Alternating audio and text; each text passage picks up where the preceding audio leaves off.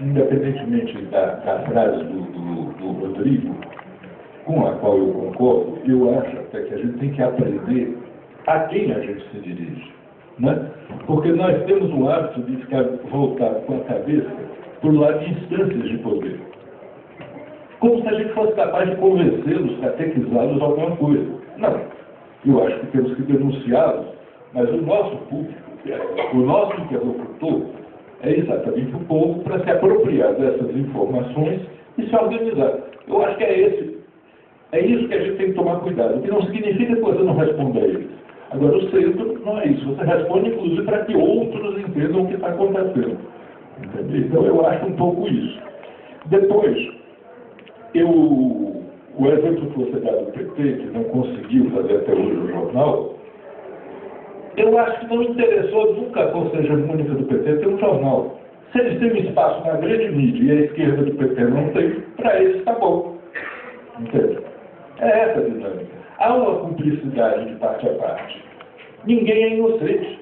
Nenhum de nós é inocente. Eu não estou dizendo dos outros. Estou falando de todo mundo que faz política. E foi nessa, com as concessões feitas, que o Dirceu e o Palocci, como já disse aqui, tiveram uma projeção nacional que, a partir de determinado momento, não interessava essa imprensa. Vamos destruí-los, porque eles podem ser a alternativa da presidência. Entende? Então, eu acho que, para a gente entender também o que está acontecendo em Adita Grande, tem que levar em conta o processo eleitoral que está chegando. É preciso estigmatizar a Dilma. Independentemente se eu vou votar ou não vou votar na Dilma, se é minha candidata ou não. Não é disso que eu estou tratando aqui. O comportamento histórico da mídia é demonizar Claro, claro. Se vocês pegarem a Isto É, sobre como é o nome dela, da dona da Azul, a Crenkele, é uma pergunta. Ela é culpada ou não é? É uma pergunta, não afirma nada. Né? E mais, qual é a imagem? A imagem é uma loira, bem vestida, com todos os símbolos e significados que a sociedade, que a elite construiu para dizer que aquela é uma pessoa confiável. Entende? Então, está a resposta. Uma mulher dessa, fina, educada, não pode ser uma ladra. E ela é apenas uma ladra, só isso. Entendeu?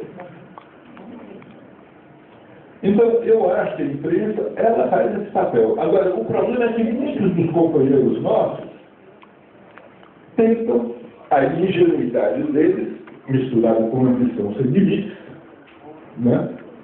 Tentam negociar isso e se escorar e tê-los como aliados. Mas só serão aliados até o momento que necessitarem de fazer assim. Aí fazem.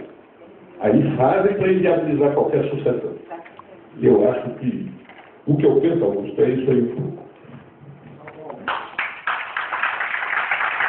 Eu queria só comentar, eu disse ano passado aqui, que eu me lembro nos anos 80 e 90, que setores do PT faziam a discussão com o público mais amplo pelo painel da Folha, né? Acreditavam na Folha como... Eu falo do PT de São Paulo, né? Que eu conheço mais de perto, né? Então, acho que apostaram mesmo, talvez aquela máscara do projeto Folha tenha feito um efeito muito grande durante muito tempo.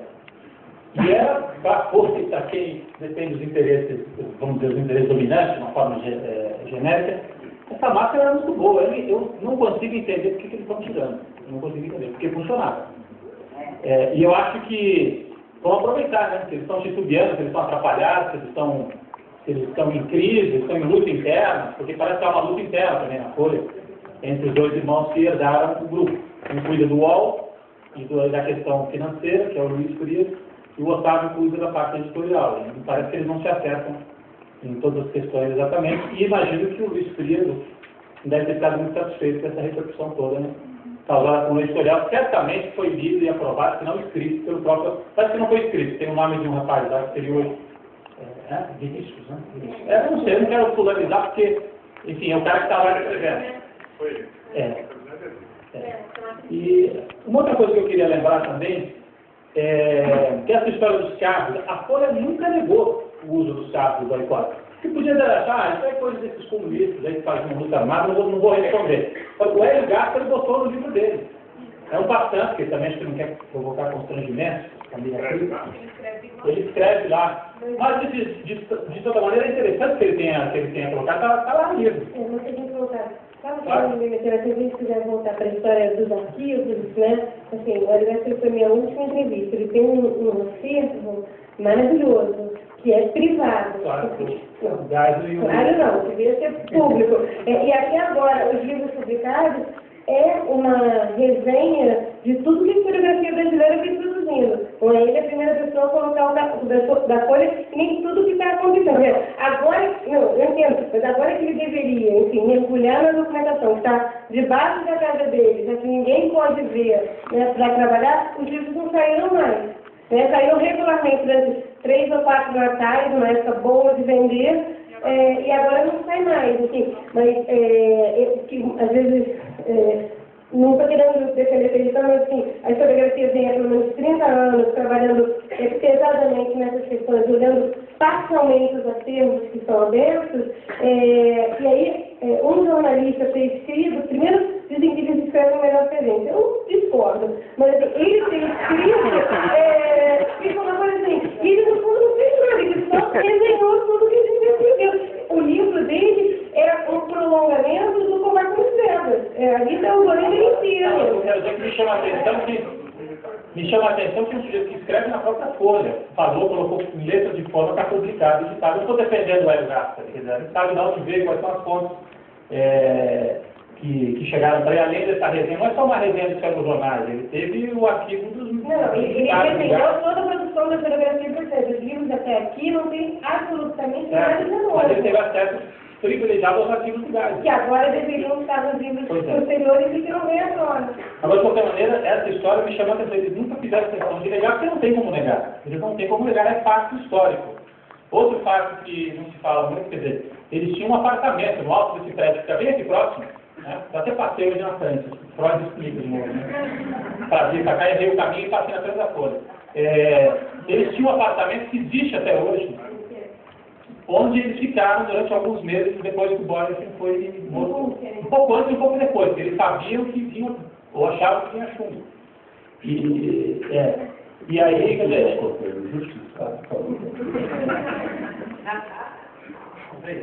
queria só lembrar desses dois fatos. É o seguinte. Queremos registrar aqui a presença de alguns companheiros e companheiras. Todos são extremamente importantes, todos que estão aqui. Mas queria dizer que está aqui a Isaura Coqueiro.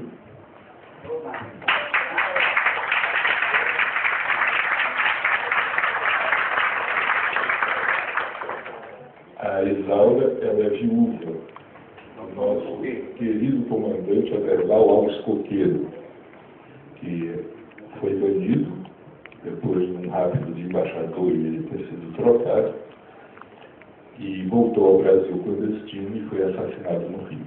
Ele estava sendo mandou para cá para ser assassinado. Bom, queria anunciar a presença da nossa querida Clara Schaff, que está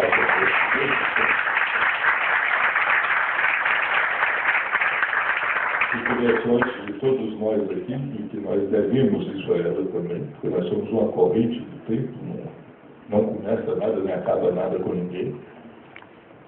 Queria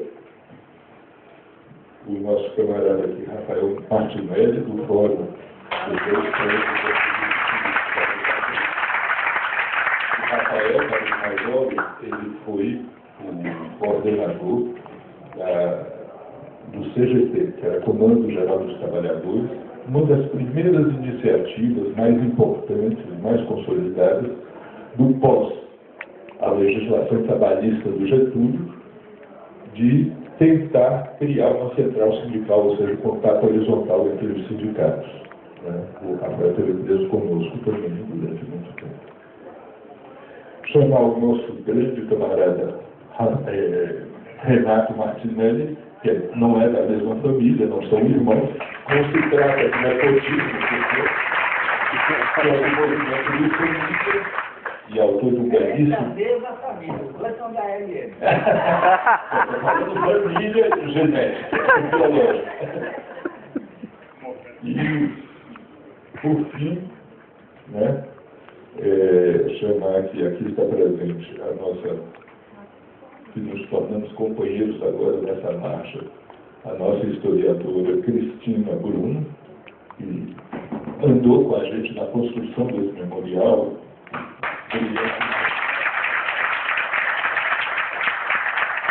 A Cássia Cristina, que é a museóloga, que trabalha aqui também nesse projeto, que eu acho excelente. E a Carol, que é também especialmente a Carol, né?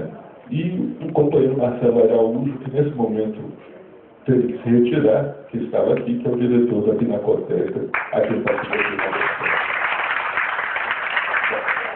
Agora, com a palavra, a Ruth Nogueira.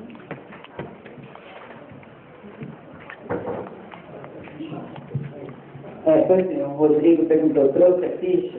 O Rui me ligou também, dizendo assim, leva a ficha. Então eu trouxe a ficha. Não é a ficha do DOC, né? Não é a do DOC. Do DOC eu trouxe outra coisa. Essa aqui é a minha ficha funcional da Folha de São Paulo.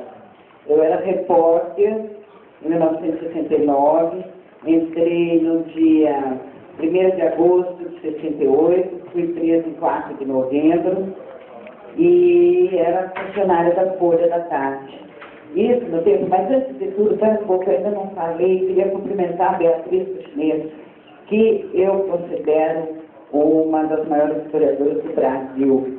E eu sou fã dela, antes dela procurar a gente para fazer o livro Jornalistas Defensores das Guardas, por causa do trabalho maravilhoso que ela fez em relação às polacas, aquelas mulheres maravilhosas que eram do Rio de Janeiro, judias.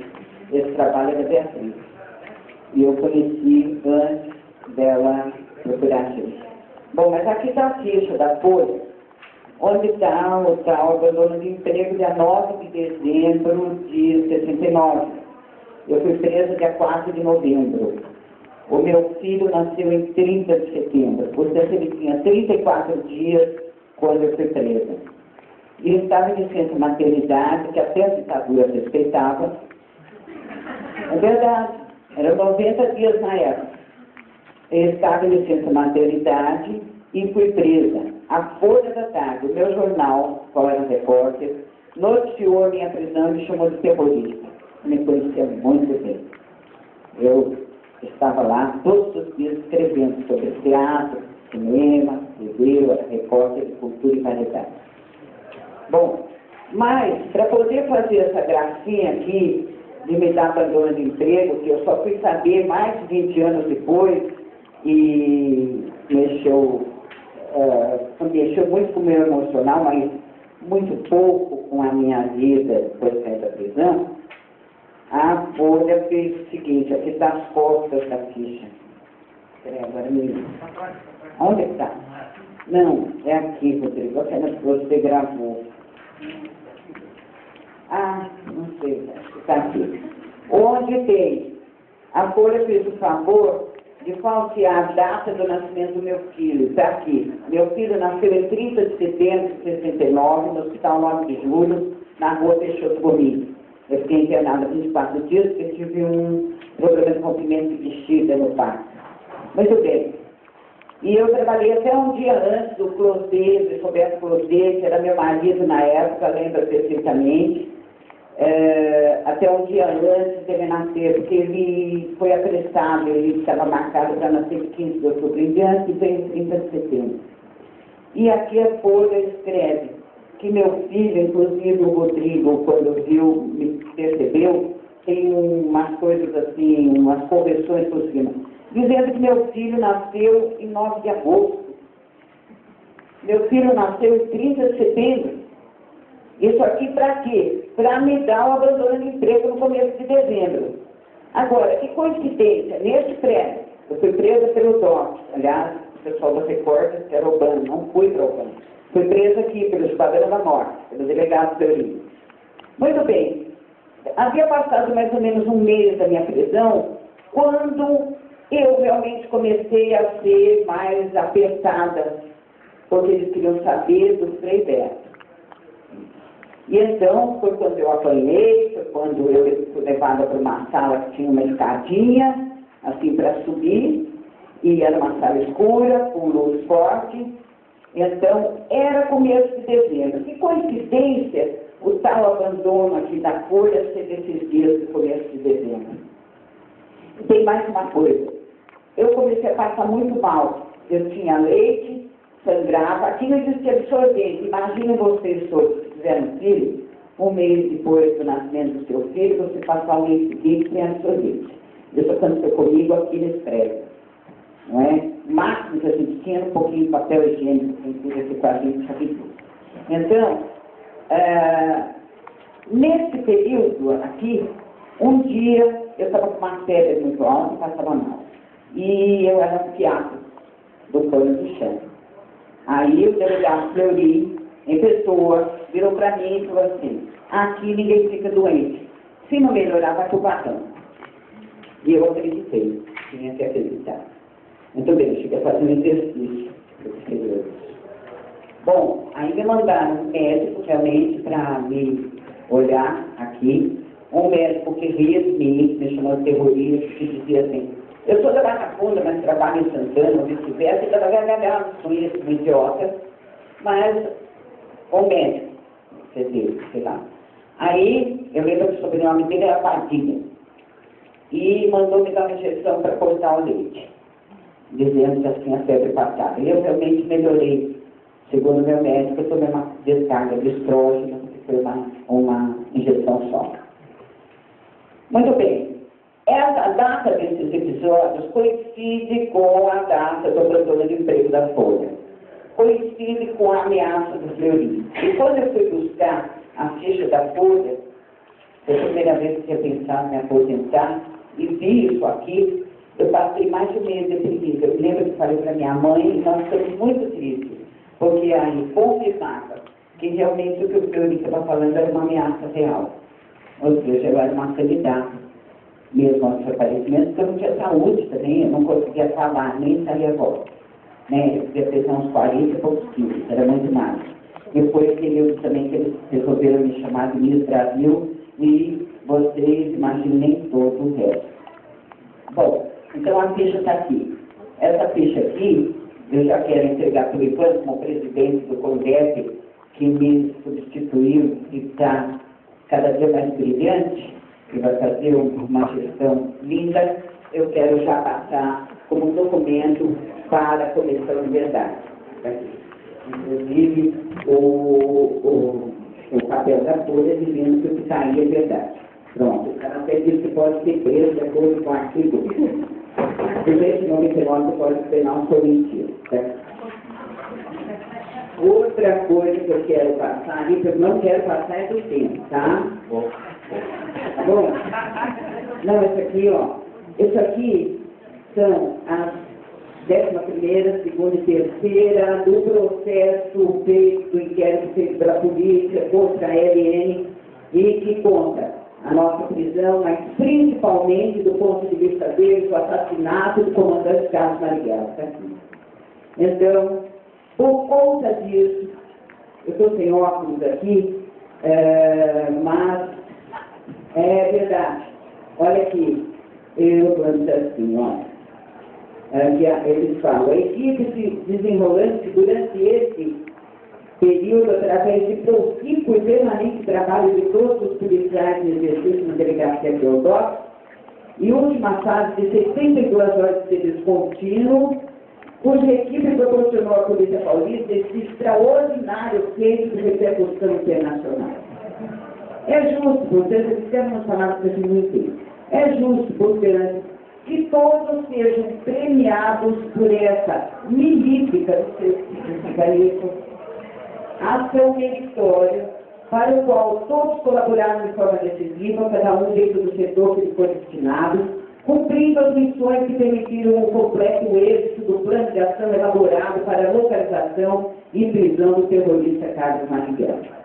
Assim, submeto elevada sindélice, outra palavra que não sei o que é, de Vossa Senhoria, do ímplice, que não sei o que é, secretário de Estado dos Negócios da Segurança Pública e excelentíssimo governador do Estado, para efeito de promoção, por bravura e ação meritória, grana, nos termos do artigo 41 da Lei nº 10.123, de 27 de maio de 68, estes policiais. Tem o nome de 46 policiais torturadores aqui, a Clara pensa.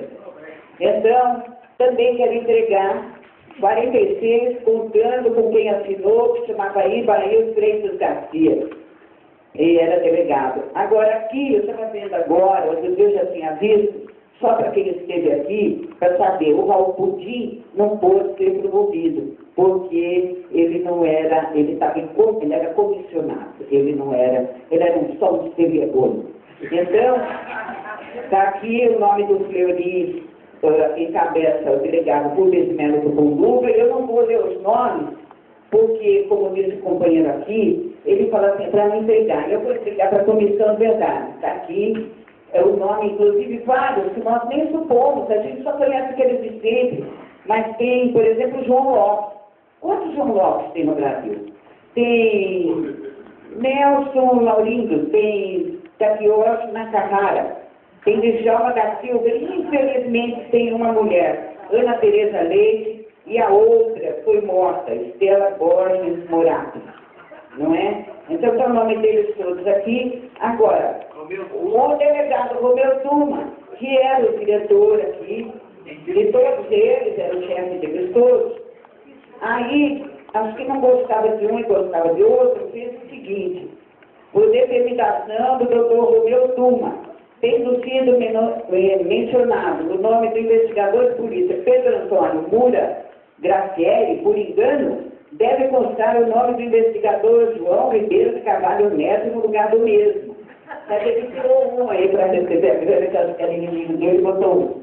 Então, essa lista de 46 nomes que participaram da torcida Sinodóxica também foi entregando o Ivan, presidente do Congresso, já para a nossa Comissão de Verdade. Muito obrigada.